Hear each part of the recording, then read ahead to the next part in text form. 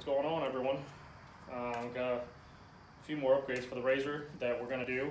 One of them being the shoulder belt pass-through for the, well, I'm actually going to do all 4 seats. I've already got the kids in the back, 5 or 4-point harnesses, and I'm going to put these in the back, obviously in the front too, so it doesn't go across their shoulders so much or the sides of their arms versus going straight down.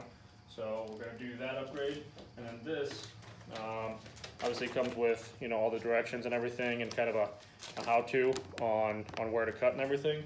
But it also comes with a template.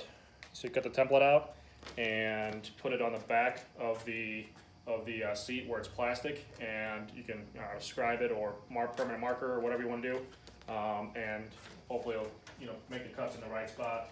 And then it's got some 4-point harnesses with the seatbelt type quick release instead of the whole latch thing like I got in the back. I'm probably going to end up switching the back ones out to these two, just because for the kids it will be so much easier to buckle these versus putting everything together and doing that whole latch deal. So we're going to work on putting these in, and then I'll switch out the ones in the back for the kids.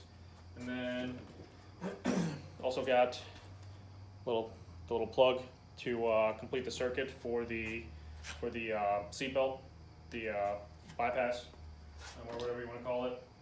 So we're gonna do a video on the shoulder harnesses and this, and then we're also gonna do a video on the seat cutouts too.